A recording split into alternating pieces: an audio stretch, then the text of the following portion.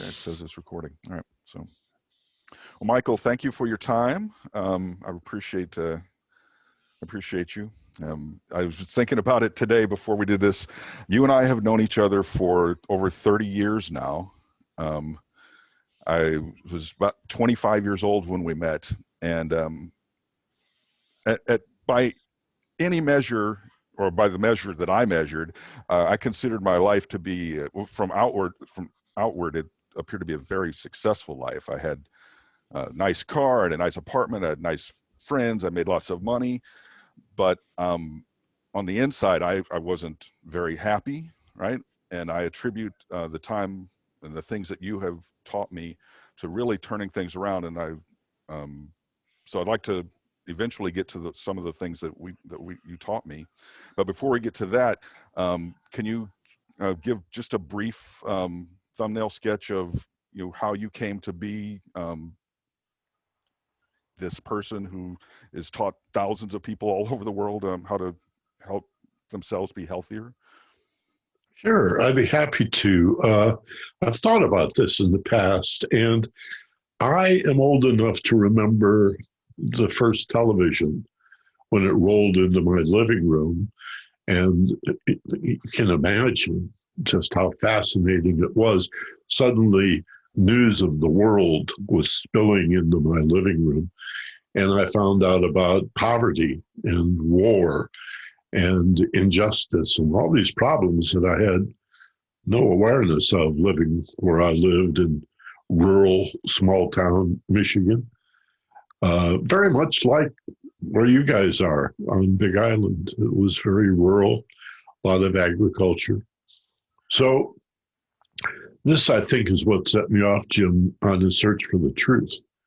Whatever that was, I wanted to know the truth. And so I thought, well, if I study journalism in college and become a journalist, a broadcast journalist, because I loved radio and rock and roll, then I'll figure out the truth. Well, I did that for 10 or 15 years and realized this is all government and politics, and this is not the truth I'm looking for.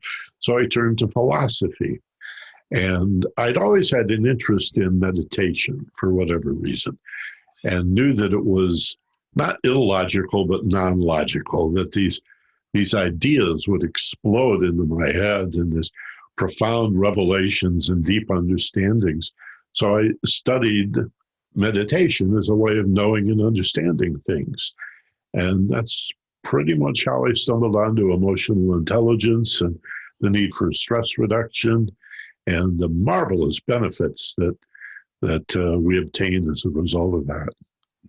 I remember the first thing that suggested to me that this was going to work. First thing you taught me, and it's stuck with me ever since, is changing my inner dialogue. In spite of having all of those things that from the outside appeared to be success, on the inside, I wasn't feeling it. And I was really very brutal to myself. That little voice inside my head was very self-defeating, and I know subsequently that a lot of that comes from society. We get programmed from the media to believe that we are not worthy of happiness and just general joy, right? So can you talk a little bit about the inner dialogue and how to go about changing that? Yeah, everybody's got a self-loathing aspect, a part of themselves that even if it weren't for the conditioning of the world, the way we're parented, the way we're talked to by our brothers and sisters or our friends up the street, or maybe it's a school teacher or a bus driver, it could be anybody. And we latch on to those negative statements, those insults, those heartaches. And they tend to reinforce this natural internal dialogue that says we're inadequate. We don't really belong here. We don't fit in. Gosh, I'm so different. Everybody's concerned, especially when we're young as teenagers, with appearance, as if appearance is the most important thing. And even adults, most adults will tell you, you have to dress for success and act the part. Well, you really don't have to act at all. Your superpower is in discovering the truth of who you are as a very unique individual.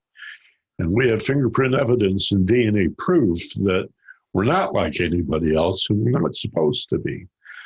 We do have a lot in common, our ability to love, our caring nature. You come upon a injured animal, most everybody, unless they're sociopathic, wants to help that little critter, Oh, yeah. So how do we turn that programming around? It's hardwired in the brain like a computer glitch, and we need to get our fingers on the keyboard or the mouse or the trackpad, whatever, and reprogram that story that we tell ourselves. And if it feels uncomfortable to replace "I'm not good enough" with "I'm wonderful, I'm an expert, I'm beautiful, everybody loves me," then we can use, I'm not an English teacher, so I'm not sure the exact term, but I just call them ING words. I'm becoming better and better, right? Yeah. I used to believe that, but I know better now. I'm really getting better at this. I'm not great yet, but I've learned from my mistakes. And what other people call failure, I'm going to call learning opportunities, and feel myself moving up that ladder, getting better and better every day in every way, better and better. I have the Emile Coué quote painted above my desk every day. Do you? Yeah. Any people watching this video are going to recognize the whole better and better thing. And now they're going to know that I got it from you. Well, and I got it from Emile Coué in the 19th century, so it goes way back, and it'll always be around because it works. Yeah. You might ask yourself, who's listening when I talk to myself? What difference does it make? Well, 90% or more of who you are is listening, and that's the unconscious mind. The part of us that beats our heart and digests food and fights disease and repairs and replaces cells, and all of these reactions and actions that we're not even aware of, we're not conscious of. It's not that we have two minds. It's more like a giant iceberg. You don't know what icebergs are in Hawaii, but you probably heard rumors. Seen them, pictures. Only the tip, only the top percent of that iceberg is exposed. And so it is with the human mind. We're barely conscious of what's going on. But all those belief systems live submerged below the threshold of consciousness or awareness. And yet it's always listening. Yeah. And that's where our belief systems are held. And if you argue for your limitations, gee, I'm not very good at math, and people don't really like me, and I'm never going to find a really attractive gal or a cute guy, or, I'm never going to be successful in business. You argue for that, your brain, like a computer, says, okay, we'll do that. We can do that for you. We call it garbage in, garbage out, or it's what we talk. One of the things I called it in class. I remember my inner dialogue was always like, well, why make plans for anything? Nothing I want to happen ever happens. And it's really, it was, and you're right, it did feel very phony at first when I was, I'd catch myself in mid-negative thought and try and spin that to a positive, but it feels good, right? And it doesn't take a whole bunch of time to get used to it. And it really, you mean playing small? Playing small, yeah. That's playing. I can't do this. Just the things you were just describing. Yeah. The beautiful thing about it is, I too, Jim, had a fear as a young man that if I became more confident and accepted that I have many areas of my life where I'm not going to be any good at this or that, but I have other areas that are truly gifts and talents and abilities. And that if I pursue that, I feared then I would get all full of myself and all arrogant and Right. pompous. And gosh, then nobody's going to like me. So if I play small, if I don't go for all A's, I just go for the C and be Right. part of the clique and the crowd, then everybody's going to like me. Uh, the truth is, the more we understand the truth of who we are, of our individuality, of what makes us tick as a unique individual, connected to other people through the heart. Because again, we all love, we all care, maybe about different things, but we share the quality of caring. Um, but the truth is, the more we understand our individuality, the more humble we become.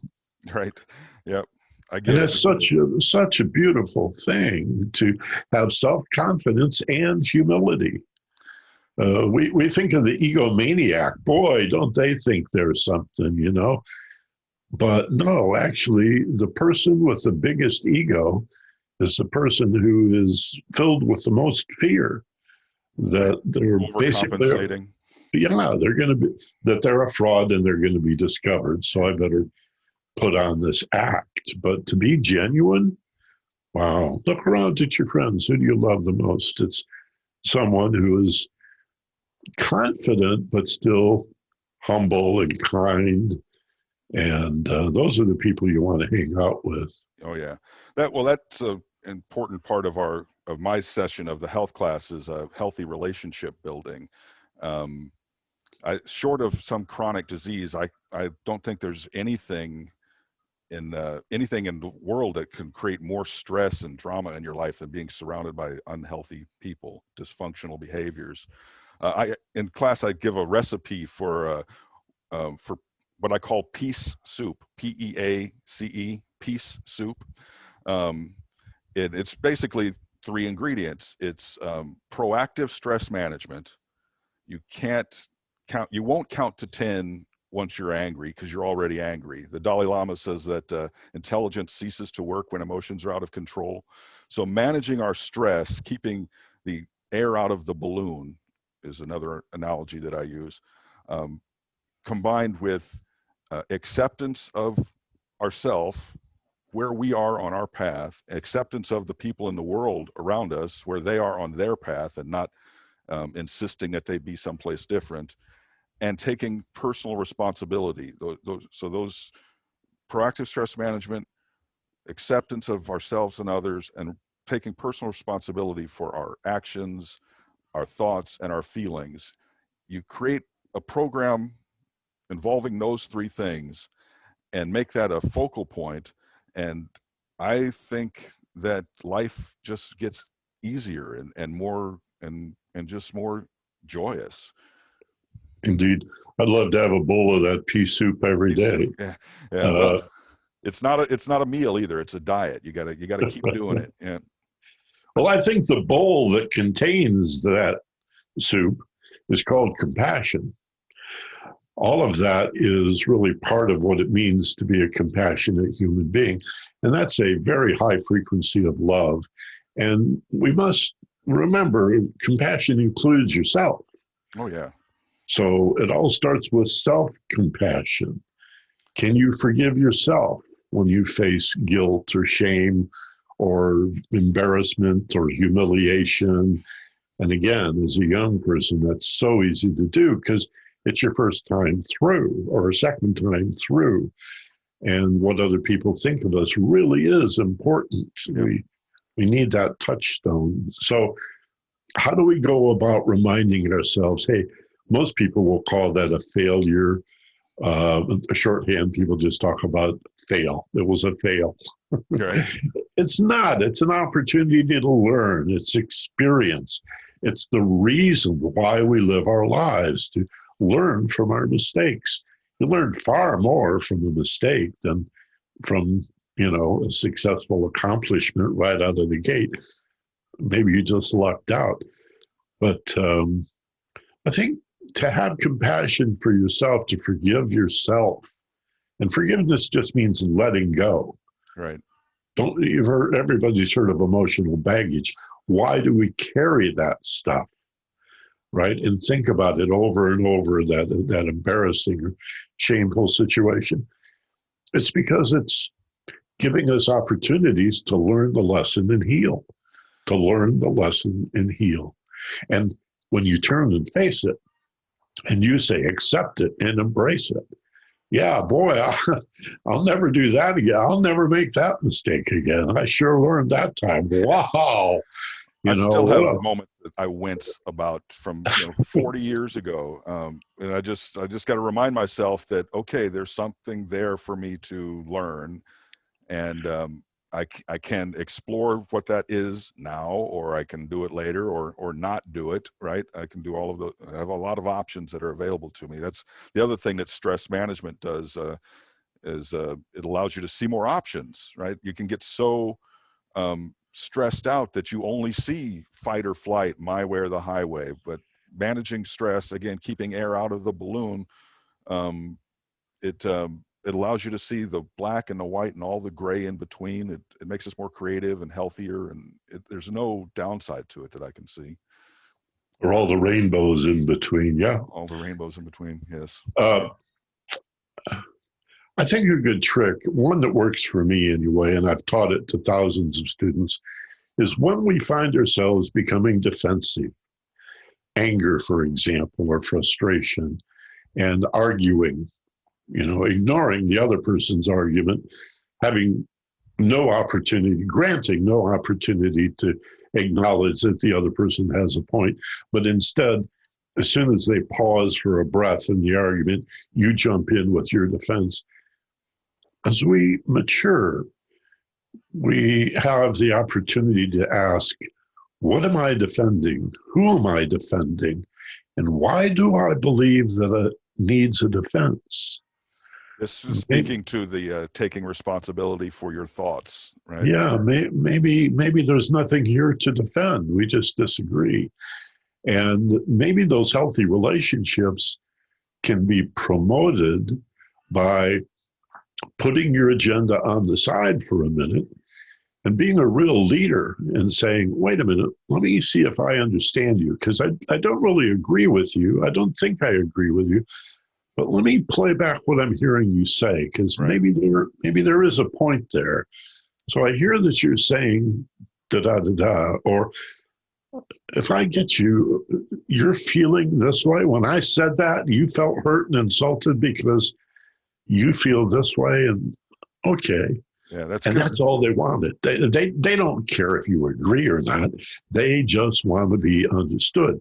And likewise, then we flip the script and bring our agenda forward and say, I don't need you to agree with me, but can you understand how I might have felt in this situation?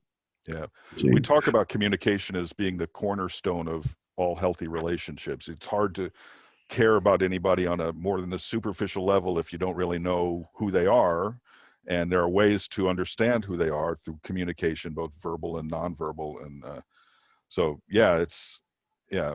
And I find that oftentimes we don't even know what we mean, right? We think we know the words, but if we haven't made the emotional connection to what the feelings are and the words and how they present to each other, then we're often talking about things that we don't know what we're talking about.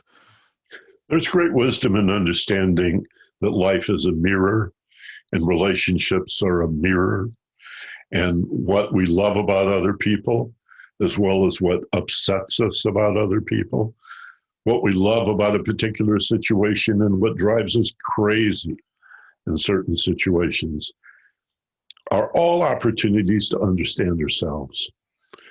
The Chinese master Confucius said, anytime we encounter someone of a contrary character, use that to turn within and better understand yourself. Yeah, I call that relationship irony, because the irony is the thing that you might change about somebody first, somebody that you really care about. The thing that you would change about them first is probably the first place to start looking for, your growth, right? Right, right. Yeah.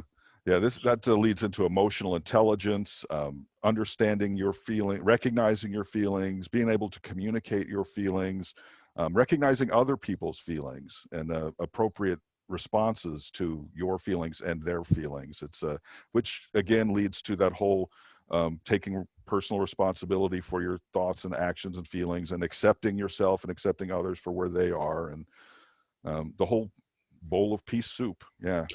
See, one of the big problems here is if we give up blaming other people, we believe that then we must be to blame.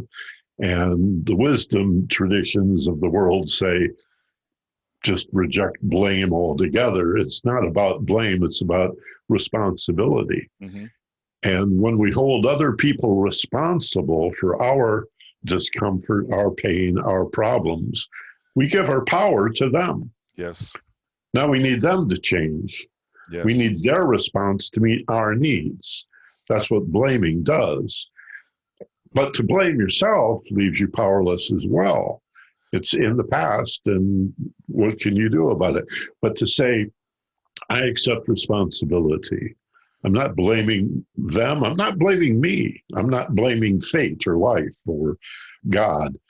I'm going to own it. It is what it is, right? The yin to the yang of the peace soup is anger stew. And the anger stew is stress plus, the recipe for anger stew is stress plus triggering thoughts. And the two triggering thoughts are blames and shoulds. There you And go. so if you're really stressed out and you can find somebody to blame for what's going on, that gives you an excuse to be angry. And if you're really stressed out and you think somebody should be doing something and they're not, or they shouldn't be doing something and they are, you get a rationalization, an excuse to be angry again and do something that might be, destructive. Yeah, well, the philosopher Buddha said anger is like throwing a hot coal at someone and expecting them to be burned. Yeah. Yeah. Taking poison and wishing your enemy would die. Yeah, there's a lot of versions of that. Yeah. So holding on to your anger is holding on to your pain and holding on to the fear. I mean, under all anger is hurt and sadness, and under all of that is fear. And why would you carry that? Just because you're misdirecting it at the outer world and holding a grudge and plotting ways to act in a vengeful manner to teach them a lesson. Right. My God, you're missing the whole point. It's about, I can't tell you how many times I've said to a client, make this about yourself. And their jaw drops because it's like, oh, so I came here to ask you to help me fix my husband or my wife, my partner. They're the problem. And when I say make it about yourself, they fear that I mean take the blame. Take the blame, yeah. But responsibility is not a burden. It's a freedom to be able to choose your response. The ability to choose your response, yes. Right. And that's liberty. That's total freedom. I'll choose my response. Yeah. And I have unlimited choices. We got to break out of that binary either or also. And that's where the stress reduction comes from. Yeah. You talk about the rainbows in between. Hey, is there a third way of looking at this? Well, of course. Is there a fourth option, a fifth possibility? And even in school, everything is not true or false. You have multiple choice, fill in the blank essay. Right. So why should we allow ourselves to be dragged into an everything or nothing world of extremes, all right or all wrong? You're to blame, or I'm to blame, or yeah, that's a byproduct of being super stressed, and so ways that we can proactively manage that stress. There's as many as you can think of, right? And ideally, in my class, I provide them with tools so that they can fill up their toolbox, and they'll still have the I don't want to deal with this and throw their hands up or run away tool. They can still have that tool. I just want them to have other stuff to get to before they get to that one. Well, if we look at the word disease, it's dis-ease. Yep. whether it's physical illness or injury, or mental illness, or emotional heartache. It's all the absence of being at ease, which is at dis-ease. Yep. And so we have pills and powders and potions and surgery and exercises and many approaches to healing, but nothing is more fundamental, more primary, and more essential than getting your attitude straight and managing stress. Life is really not that much work. It certainly seems to be, but so much of us feel we have to micromanage the universe, as if the universe doesn't know what it's doing. Right. And that problem in your life that you worry about and wring your hands about and stay awake at night, monkey mind racing, all these thoughts, what am I going to do about this, and crying. And then it resolves. And we take credit for it when we didn't really do anything. Hey, it would have resolved itself anyway if only we'd been a little more patient. Yeah. Well, right? That's again goes back to accepting where you are on your journey, right?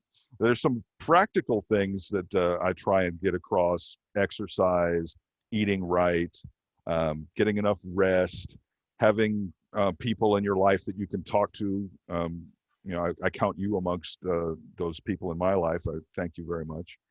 There's a whole bunch of things that we can do to reduce the stress in our life.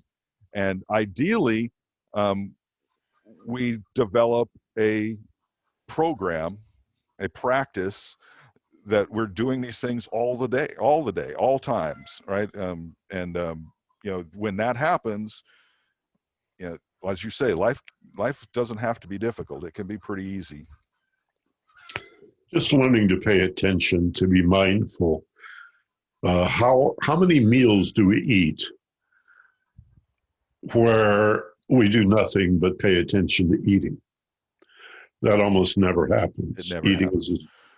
It's a social thing. Or if you're alone, you sit yourself down in front of the TV or computer or something, yep.